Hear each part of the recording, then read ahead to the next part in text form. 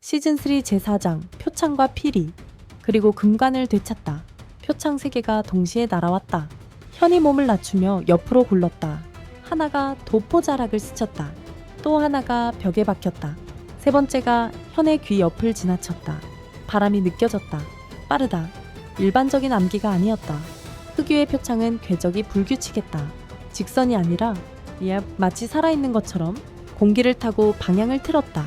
청가가 현 앞으로 뛰어들며 검으로 네 번째 표창을 쳐냈다. 금속 소리가 날카롭게 울렸다. 껑자 괜찮소? 귀가 살짝 스쳤소. 맞니? 조금이 아닌 것 같소. 지금 그걸 따질 때가. 흑유가 다시 손을 움직였다. 이번엔 표창이 아니었다. 소매에서 가느다란 은침이 쏟아져 나왔다. 수십 개.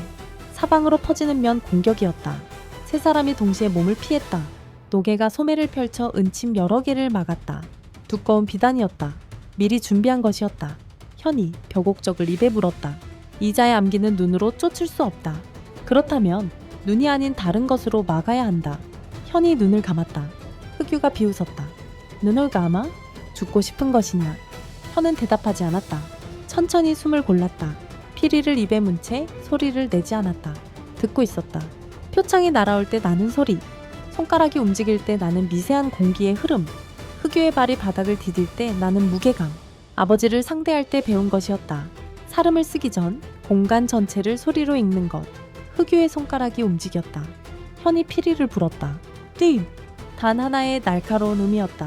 방향은 위가 아니라 보게야오. 정확히 흑유의 손끝을 향했다. 소리의 파동이 집중되어 흑유의 손가락을 강타했다. 흑유가 손을 움츠렸다. 표창이 엉뚱한 방향으로 날아갔다. 뭐야 이게? 현이 눈을 뜨며 다시 불었다. 띠리리리. 이번엔 넓게 퍼지는 소리였다. 흑유의 발이 묶이는 듯 흔들렸다. 천가가 그 틈을 파고들었다. 검이 흑유의 왼쪽을 향했다.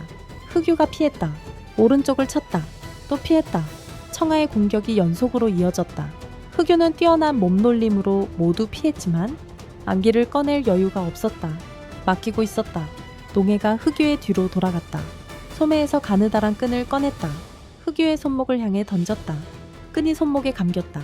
흑유가 뿌리치려 했지만 농해의 손목 스냅이 예사롭지 않았다.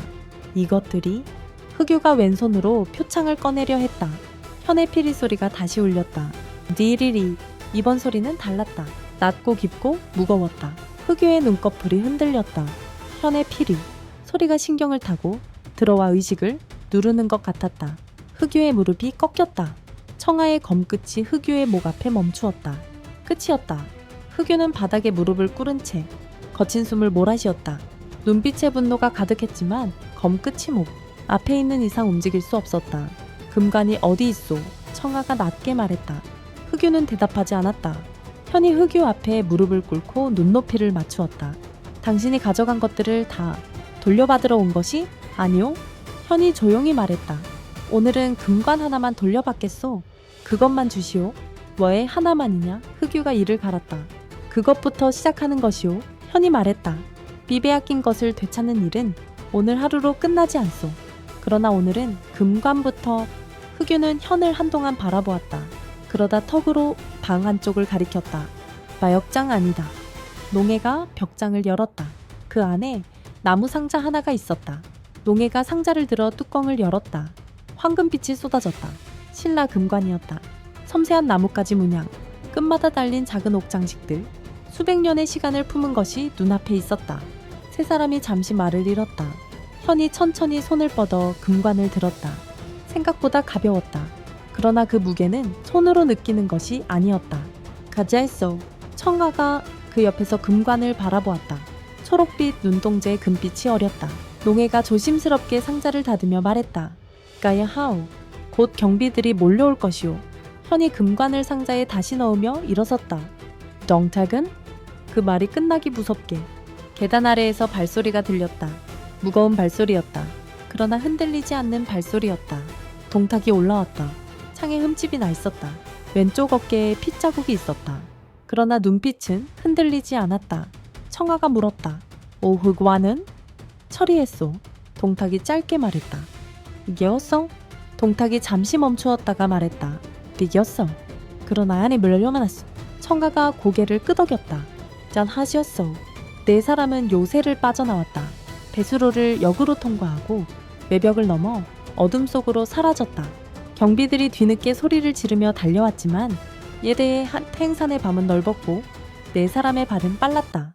20리를 달려 상이슬 주막으로 돌아왔다. 주막방 안에서 네 사람이 숨을 골랐다. 농해가 동탁의 어깨 상처를 살폈다. 깊지 않소? 그러나 제대로 묶어야 하오. 괜찮소? 괜찮지 않소? 농해가 단호하게 말하며 천을 꺼냈다. 가만히 있으지요. 동탁은 말없이 가만히 있었다. 현이 그 장면을 보다가 청에게 낮게 속삭였다. 저둘 뭔가 있는 것 같지 않소? 청아가 현을 바라보았다. 그런 눈으로 남볼 시간에 귀나 보여주시오. 아까 스쳤다 했잖소. 현이 귀를 내밀었다. 청아가 살펴보았다. 얕게 베인 자국이 있었다. 청아가 약을 꺼내 발랐다. 손길이 조심스러웠다. 아보, 낭자 손이 닿으니 괜찮아지는 것 같소. 헛소리 하지 마시오. 진심이요. 청가가 약을 조금 더 세게 눌렀다. 아야, 약이 잘 들어가야 하니까.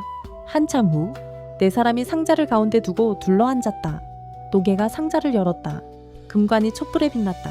동탁이 그것을 바라보며 처음으로 말 아닌 말을 했다. 아름답소. 그렇소. 현이 말했다. 예, 그래서 빼앗긴 것이 더 분한 것이오. 흑유와 흑과는 물러났지만 끝이 아니오. 청가가 말했다. 흑장은 쓰러졌고 흑과는 비겼고 흑유는 무릎을 꿇었소. 그러나 삼도회처럼 이들도 조직이 있소. 반드시 다시 올 것이오. 알고 있소. 농개가 말했다. 그러나 오늘은 이것으로 충분하오. 네 사람이 금관을 바라보았다. 아무도 말하지 않았다. 그 침묵이 시끄러운 어떤 말보다 무거웠다. 현이 벼곡적을 꺼냈다. 소리를 내지 않았다. 그냥 손에 쥐고 금관을 바라보았다. 신라의 왕이 썼던 것이 지금 이 손 안에 있다. 이것을 지키는 것이 칼이고 피리이고 이 사람들이다. 새벽이 되어 네 사람은 짐을 꾸렸다. 조선으로 돌아가는 길이었다. 주막을 나서며 농해가 동탁에게 말했다. 어깨는 괜찮소? 괜찮소. 여지스말리요. 레드만 히압해요. 농해가 피식 웃었다. 동탁이 그 웃음을 보고 잠깐, 아주 잠깐 귀가 붉어졌다. 현이 그 장면을 보고 청에게 눈짓을 보냈다. 청아가 작게 고개를 끄덕였다. 두 사람만 아는 교신이었다. 상기를 내려오며 현이 청아 옆에 걸었다. 이제 조선으로 돌아가면 동탁과 농해는 어떻게 되는 것이오? 각자의 자리로 돌아가겠지요. 청아가 말했다. 아쉽지 않소? 꽤 쓸만한 사람들인데. 청아가 잠시 걸으며 말했다. 쓸만한 정도가 아니오. 동탁의 창술은 내가 본 것 중 최고에 가깝소. 현이 눈썹을 올렸다. 나보다 나서 공자는 창을 안 쓰오. 피리로 따지면 비교가 안 돼요.